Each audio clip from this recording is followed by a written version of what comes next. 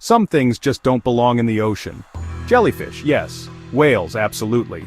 The occasional discarded shopping trolley, unfortunately. But a Lamborghini?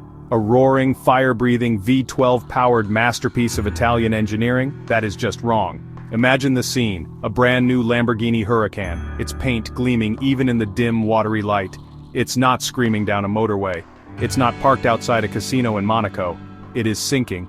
Silently, gracefully, it descends into the crushing blackness of the deep sea. The perfect aerodynamic lines designed to slice through the air at 200 miles per hour, now cut through salt water as it glides towards its final absurd resting place on the seabed. It's a tragedy, a vehicular catastrophe of the highest order. This isn't just one car either. Oh no, this was a whole collection of automotive perfection. Think of it. Not just Huracans, but also the king of them all, the Aventador SVJ. The last of its kind. The final glorious bellow of the naturally aspirated V12 engine, silenced forever before it ever had a chance to roar. Each one was a symphony of carbon fiber, Alcantara, and raw power. Now they were sinking together. A silent, slow-motion ballet of automotive doom. The pressure builds. The windows, designed to withstand the buffeting wind of a track day, begin to creak. Then, with a dull thud, they implode. The sea rushes in, filling the exquisite cockpit where a lucky owner should have been sitting, knuckles white, a massive grin on their face. The journey downwards continues. Meters turn into hundreds of meters. The vibrant colors, the giallo into yellow, the Arancio borealis orange, fade into a monochrome blue, then gray, then utter blackness. These machines were born in Sant'Agata Bolognese, a place of passion, noise, and speed. They were destined for a life of excitement, of turning heads and deafening bystanders. Instead, their fate is to become a very, very expensive artificial reef, a home for crabs and barnacles. Can you imagine a more ignominious end for a supercar? It's like using a Stradivarius violin as a cricket bat. It's just fundamentally, profoundly incorrect on every level. The final moments are the most poignant. The cars, now utterly flooded and heavy, settle on the ocean floor. They don't crash. They land with a gentle puff of sand and silt. There they sit. A fleet of silent, drowned gods. Their engines will never fire. Their wheels will never spin in anger. The pop-up doors will never scissor upwards to welcome a driver. They are perfect, yet perfectly useless. A multi-million-pound collection of statues, entombed 2.5 miles beneath the waves. The silence is the most offensive part. A Lamborghini should never be silent. It is an affront to everything it stands for. What a waste. What a terrible, terrible waste.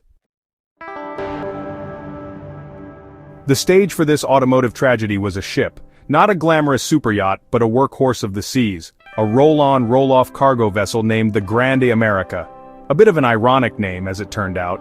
It was a vast floating car park, designed to move thousands of tons of cargo, including very expensive cars, across the globe.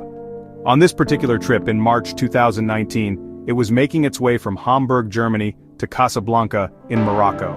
Its belly was full, not just with Lamborghinis but with Audis, Porsches, and all manner of containers.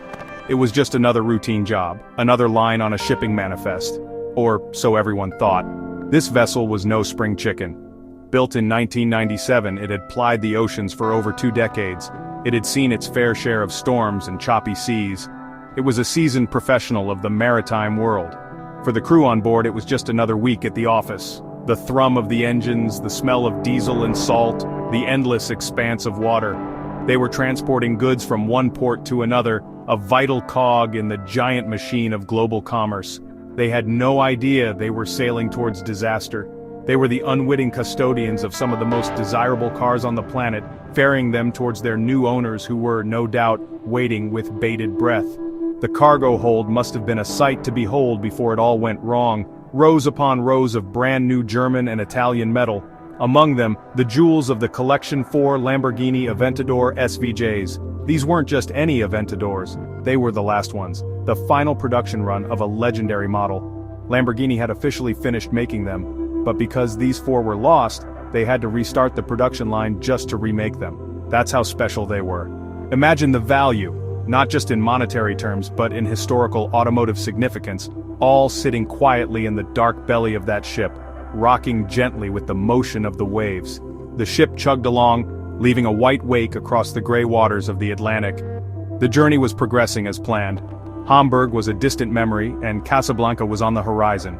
For the cars, it was a period of hibernation. Their batteries were disconnected, their fluids were stable, and they were strapped down tight to prevent them from moving an inch. They were waiting for the moment their engines would be fired up for the first time by their owners, waiting for the open road, waiting for a life of performance and adrenaline that they were built for, a life they would, tragically, never get to experience. The Grande America was sailing them not to a showroom, but to a watery grave. The Atlantic Ocean in March is not a forgiving place. It can be a mill pond one minute and a raging monster the next.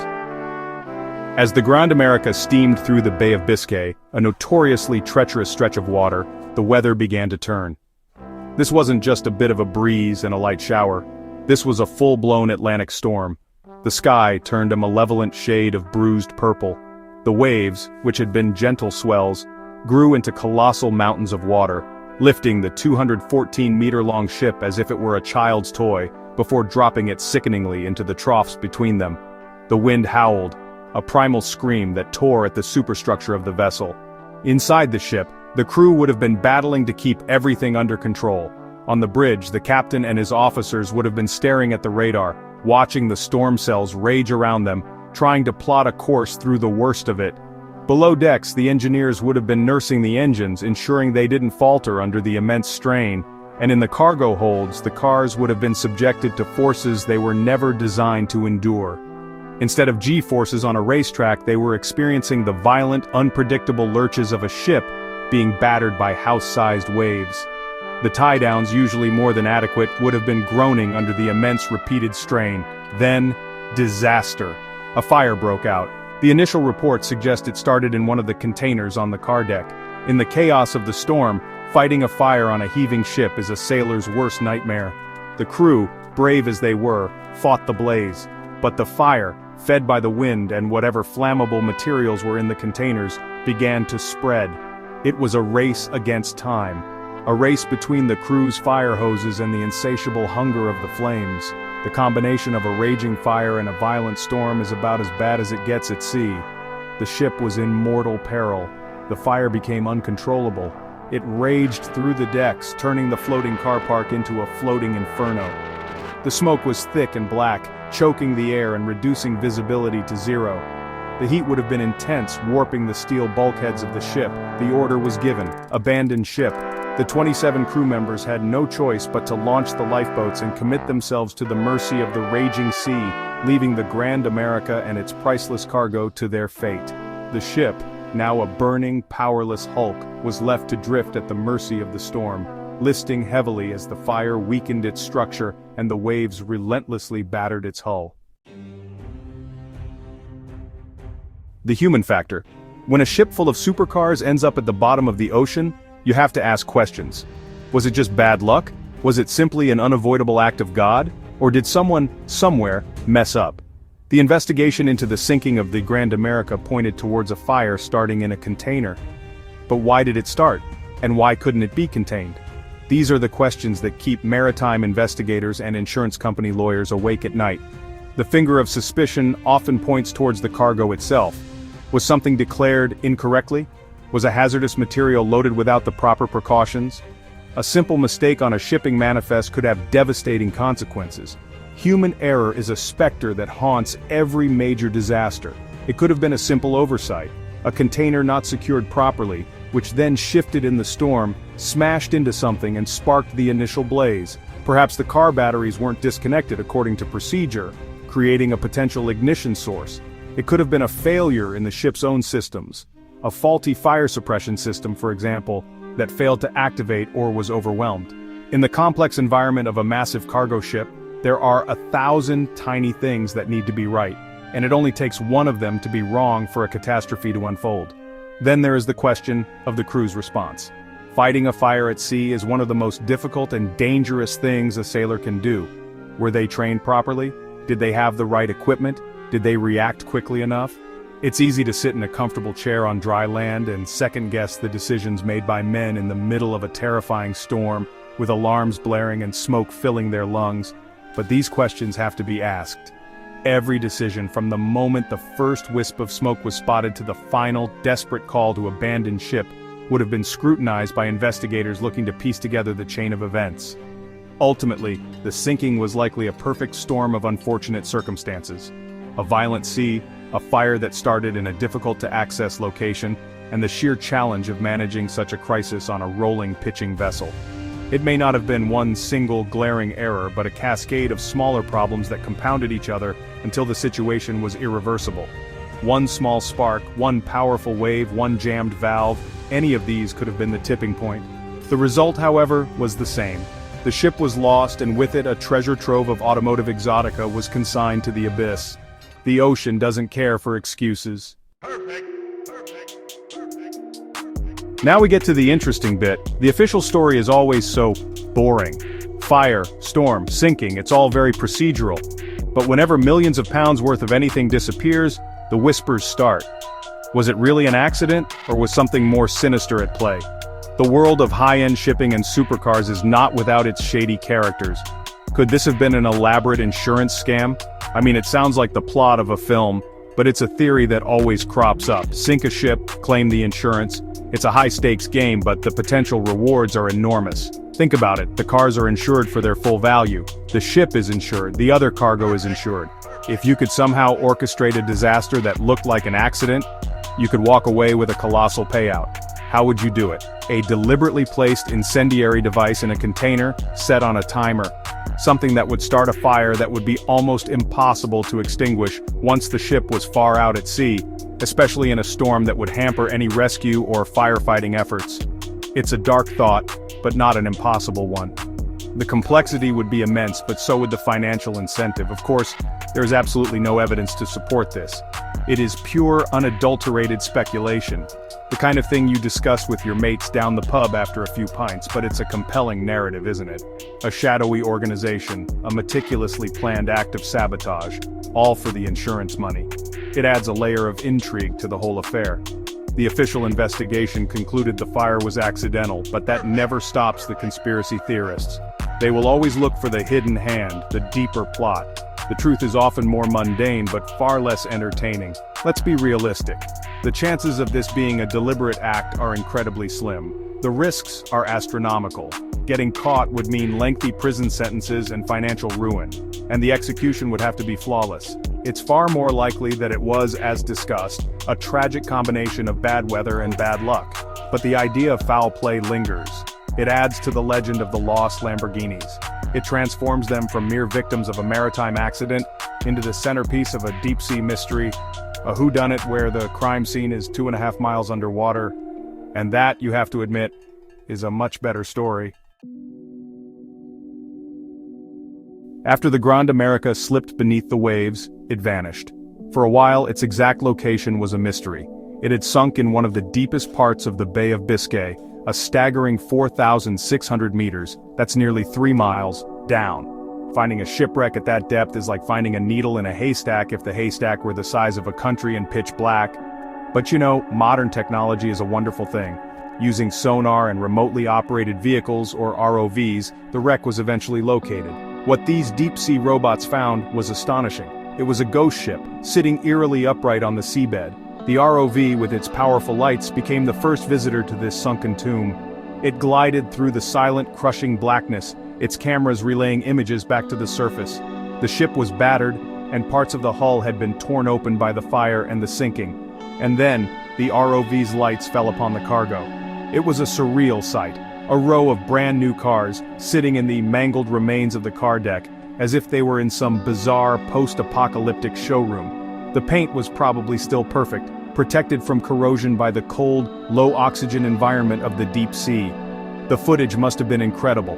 Imagine the scene on the survey vessel's control room. The ROV pilot carefully maneuvers the robot through a gaping hole in the ship's side. The lights cut through the gloom, and there it is. A Porsche 911 sitting silently. Next to it, an Audi. And then, the main prize. The unmistakable angular shape of a Lamborghini. It's a sight that is both tragic and beautiful. These incredible machines, symbols of speed and wealth, now reduced to silent monuments in a world of absolute darkness and immense pressure.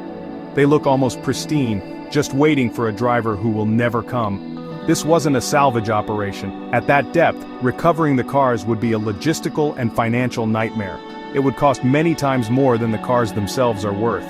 So, this visit by the ROV was purely for investigation and documentation, to assess the wreck and the environmental risk. But in doing so, it gave the world a glimpse into this incredible underwater spectacle. A secret showroom for the fishes. The images captured are the final photographs ever taken of these cars. They are the last will and testament of a fleet of supercars that never even made it to the dealership. For a deep-sea diver, a very, very specialized one with a submersible, this would be the ultimate expedition. The Mount Everest of wreck diving. The chance to see something that no human eye has ever seen directly.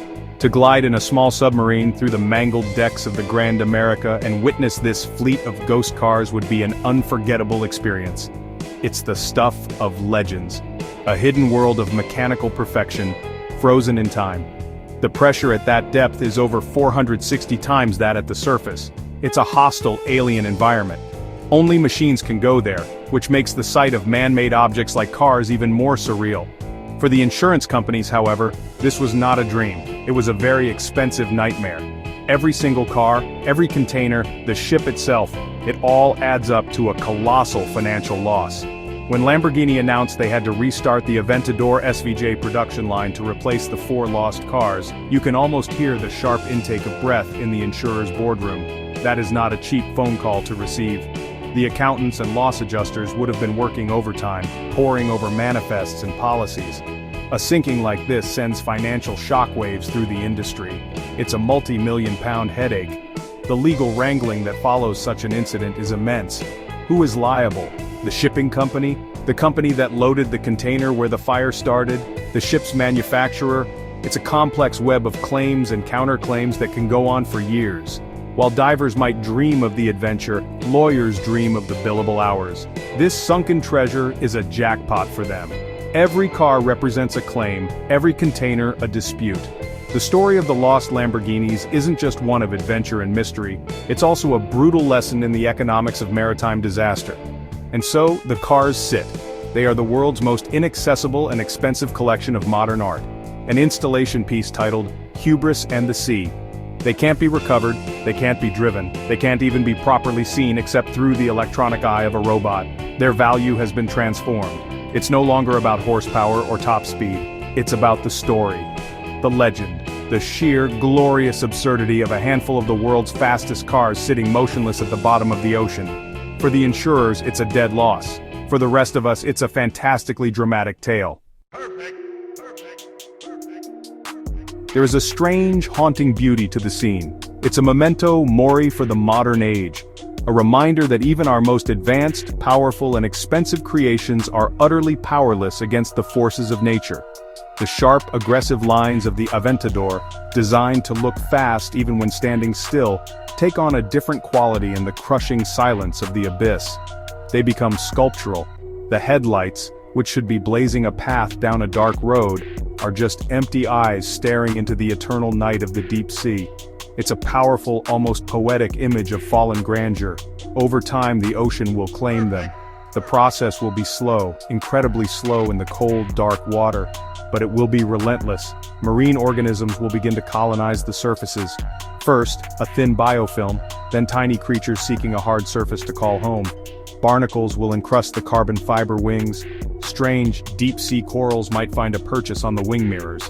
The iconic Lamborghini badge on the bonnet will eventually be obscured by a layer of marine growth. The cars will slowly transform from machines into habitats. Their sharp edges will soften, and they will become part of the seascape. This transformation adds another layer to their allure. They are no longer just lost cars, they are becoming a part of the ocean's ecosystem, a bizarre, man-made reef. Imagine, 100 years from now, another ROV visiting the site. The cars might be barely recognizable, transformed into strange, lumpy structures covered in life. They would be ghost-like mounds on the seabed, their original form just a hint beneath the layers of marine colonization. They will have been fully assimilated by the deep, their story told only by the unnatural angles and shapes that hint at their manufactured origins. This eerie charm is what makes the story so captivating. It's the juxtaposition of high-tech engineering and raw, untamable nature. It's the ultimate expression of permanence and decay. The cars were built to be symbols of fleeting speed, but in their demise they have achieved a strange kind of immortality. They are frozen in their final moment, preserved in a deep-sea gallery that will likely outlast all of us. There is a sadness to it, of course, but also a profound, undeniable beauty. The beauty of a king on a fallen throne, his reign over but his majesty still palpable in the ruins.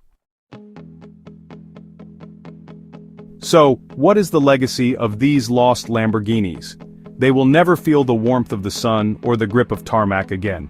Their V12 hearts will remain silent forever. But they have gained something else. They have become a legend.